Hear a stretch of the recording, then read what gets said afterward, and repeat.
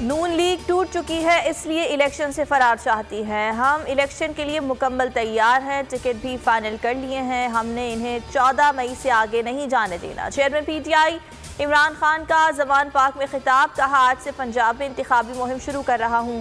مزید کہا تحریک انصاف مذاکرات کے لیے تیار ہے۔ شاہ محمود قریشی کو نامزد کر چکے مگر کسی نے رابطہ نہیں کیا۔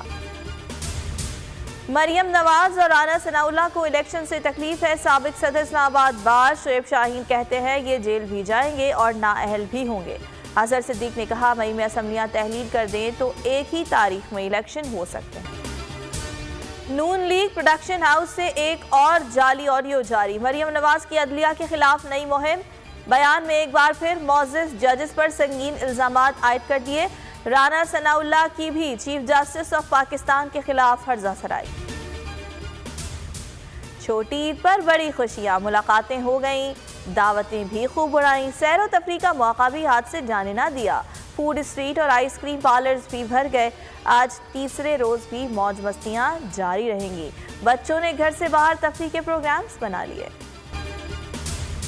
عید الفطر کے تیسرے روز بھی سب سے بڑے چینل بول کی نشریات جاری، دوسرے روز علی زیدی اور اعتزاز احسن بنے مہمان، قمر زمان کائرہ، سلمان احمد، نجم شیراز نے بھی کی دل کی باتیں، مومنہ باسط اور کنول شوذب کی گفتگو بھی خوب رہی۔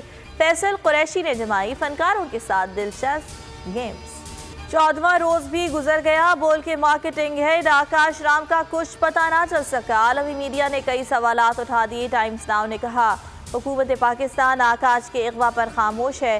ہندو پوسٹ نے آکاش پر ٹوٹے قہر کی داستان لکھ دی، آج تک نے بھی دکھیاری ماں کی پکار کا حوالہ دیا۔ انڈیا ٹوڈے نے سرخی لگائی، بول نیوز کے ہیڈ آفس کے باہر مشکوک گاڑی چکر لگاتی رہی، اسی گاڑی نے آکاش کو اغوا کیا۔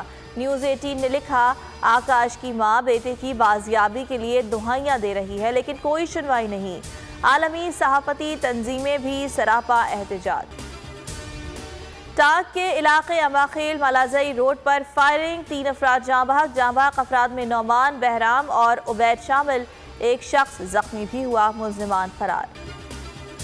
لاہور کے علاقے سندر میں جولری شاپ میں بڑی چوری، 5 کروڑ مالیت کے 3 کلو زیورات اور نقدی لوٹ لی گئی۔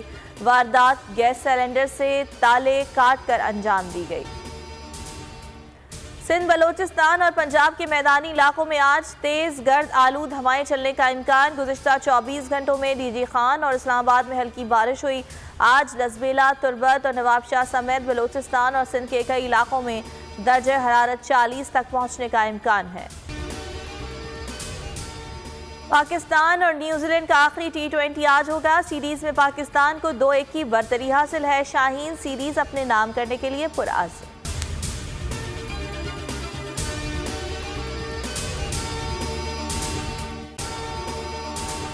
اگر آپ کو یہ ویڈیو پسند آئی تو لائک پر کلک کریں۔ ہوائے نفس کی ہے حکمرانی، لٹیرا کر رہا ہے پاسبانی۔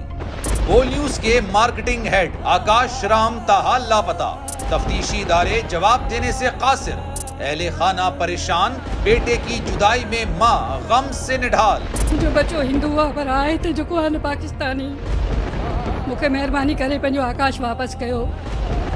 حکومت سے بے قصور اور محب وطن بیٹے کی بازیابی کے لیے فریاد۔ آکاش رام کے اغوا کے خلاف اہل خانہ کی جانب سے سپریم کورٹ میں درخواست دائر۔ سپریم کورٹ کے چیف جسٹس عمر عطا بندیال سے آکاش رام کے اہل خانہ کی جلد سماعت کی استدعا۔